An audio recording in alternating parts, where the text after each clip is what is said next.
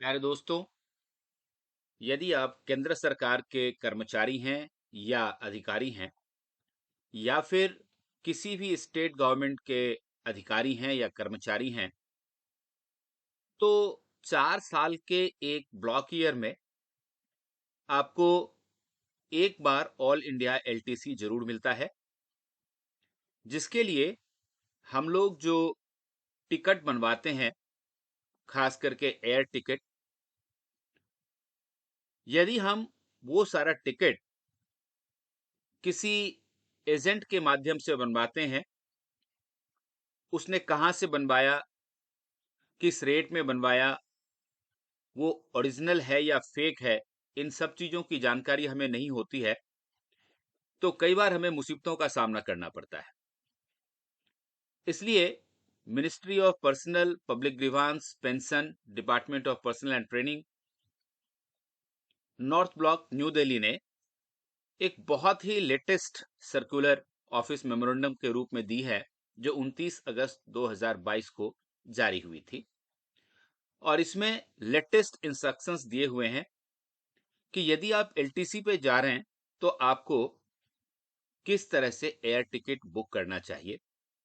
तो आज इस ऑफिस मेमोरेंडम में जो लेटेस्ट इंस्ट्रक्शंस हैं एलटीसी पर एयर टिकट को बुक करने के लिए, उसके बारे में हम जानकारी प्राप्त करेंगे। सबसे महत्वपूर्ण बात तो ये कही गई है कि पहले एक कंपल्सन होता था कि आपको एयर इंडिया से ही टिकट लेना होता था, लेकिन अब एयर इंडिया का डिसइन्वेस्टमेंट हो गया है। तो ऐसी स्थिति में भारत सरकार ने 3 एटीए अर्थात ऑथराइज्ड ट्रैवल एजेंट्स को एयर टिकट एलटीसी पर जाने वालों के लिए बुक करने के लिए ऑथराइज किया है। और ये तीनों जो एटीएज हैं अर्थात ऑथराइज्ड ट्रैवल एजेंट्स, वे हैं Balmer Lawrie and company limited, Ashok travels and tours and IRCTC, Indian railways catering and tourism corporation limited. बहुत ही स्पष्ट शब्दों में ये बात कही गई है कि the choice of the travel agent for booking of ticket from the 3 authorized travel agents is left open to ministry, department and official in case of self booking. अगर आप अपना टिकट खुद बुक करते हैं तो सिर्फ इन तीनों से बुक करवाइए। और ये भी बताया गया है कि नो एजेंसी चार्ज और convenience fee will be paid to these ATS. ये तीनों ही जो ऑथराइज्ड एजेंट्स हैं, इनमें से किसी से भी आप अगर टिकट बनवाते हैं तो इनको कोई एजेंसी चार्ज या कन्वीनियंस फी पे नहीं किया जाएगा। और कर्मचारियों को टिकट बुक कराने के लिए ये निर्देश दिया गया है कि government employees are to choose flight available at best available fare on their entitled travel class which is the cheapest fare. जिस दिन आप ट्रैवल करना चाहते हैं और जो भी आपका इंटाइटलमेंट है, उसमें जो चीपेस्ट फेयर होगा वो आपको चूज करना चाहिए।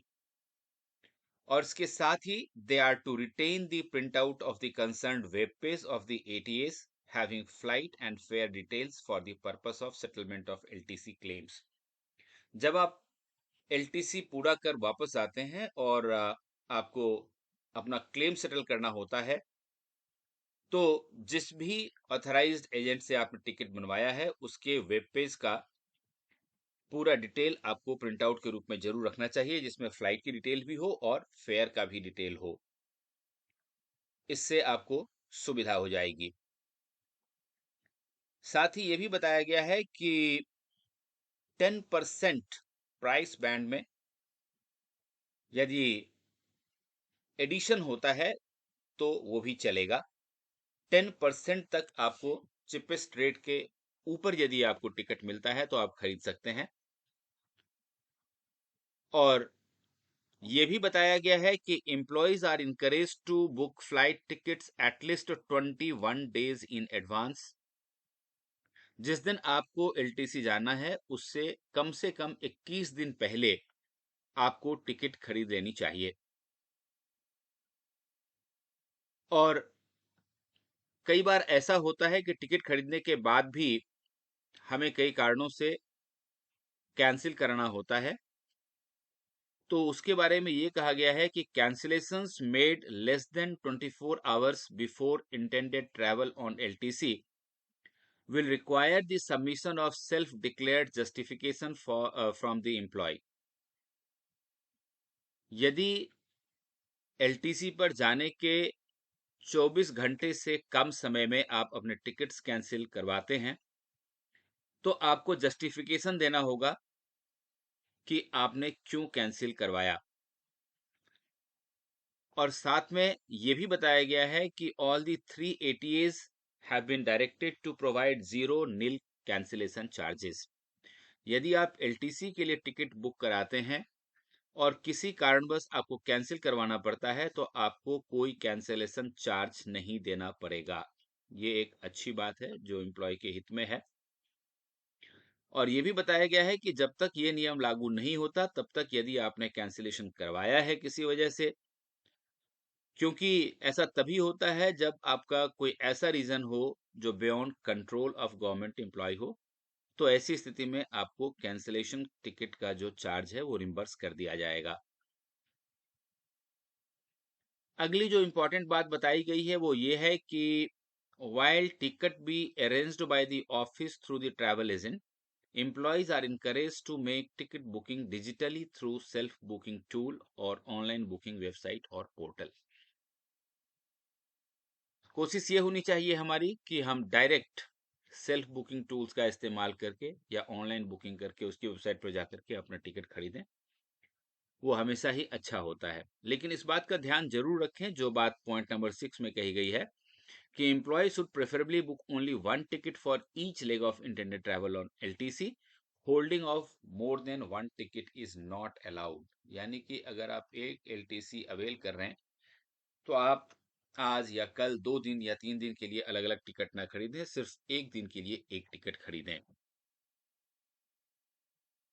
और कई बार ऐसी स्थिति भी बनती है कि अनऑथराइज्ड ट्रैवल एजेंट से भी हमें बुकिंग कराना होता है, तो उसके बारे में जो इंस्ट्रक्शन है वो पॉइंट नंबर 8 में दी गई है।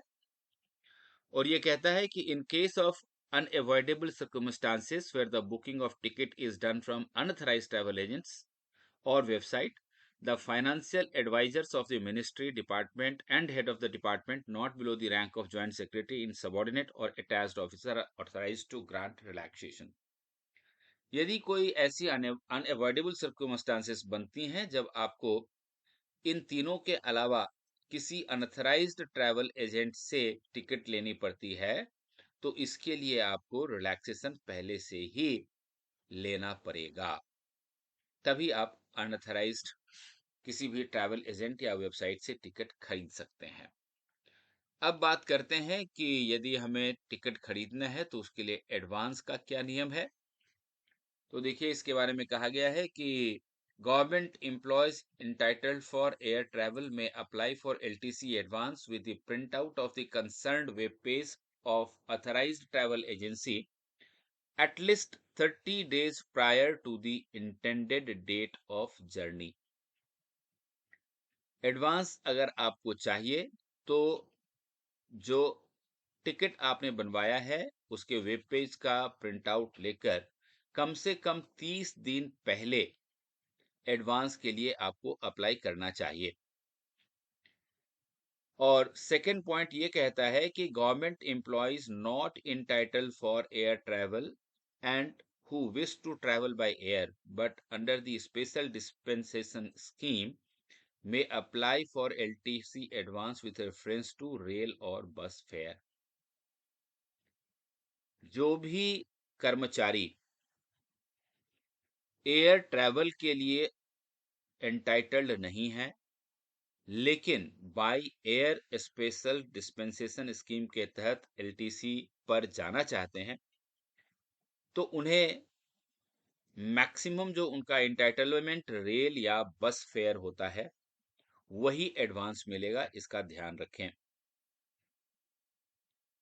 और ये भी बताया गया है कि those government employees who are not entitled for air travel but who wish to travel by air under special dispensation scheme may apply for LTC advance with reference to rail or bus fare from their headquarter or place of posting up to Calcutta, Guwahati, Chennai, Visakhapatnam, Delhi या फिर Amritsar plus airfare indicated in printout of the concerned web page of authorized travel agency having suitable flight and fare details from the relevant railhead in Kolkata, Guwahati, Chennai, Visakhapatnam, Delhi या फिर Amritsar till place of visit in north east region, Jammu Kashmir, Andaman Nicobar और लद्दाख।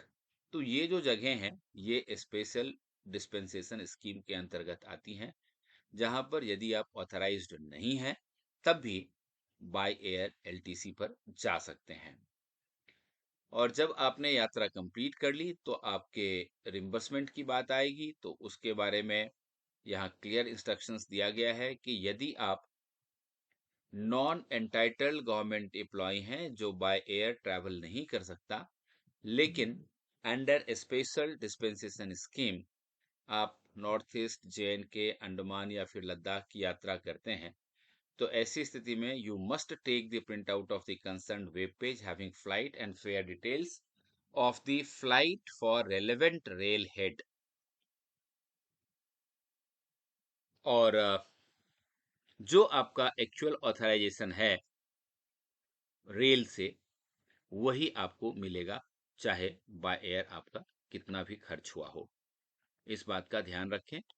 और reimbursement के बारे में एक अंतिम बात जो कही गई है वो ये है कि government employees not entitled for air travel and wish to travel by air but not under the special dispensation scheme are also required to book their tickets through only the 3 ATAs mentioned above, irrespective of booking time limit. However, the reimbursement will be restricted to the actual airfare or the entitled train bus fare for the shortest route, whichever is less.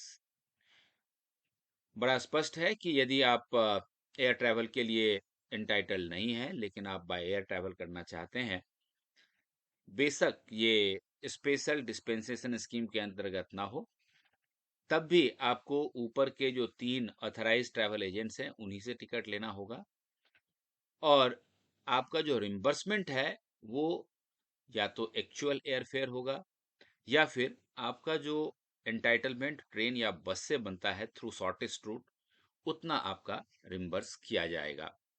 ये आप देख सकते हैं under secretary of the government of India के signature से ये निकला हुआ है ऑफिस मेमोरेंडम, जो 29 अगस्त 2022 को निकला था। तो यदि आप एलटीसी पर जाना चाहते हैं तो इन निर्देशों को ध्यान में रखें और इस हिसाब से अपना टिकट बुक करवाएं, ताकि सुविधाजनक तरीके से आप अपनी यात्रा को पूर्ण कर सकें। All the best.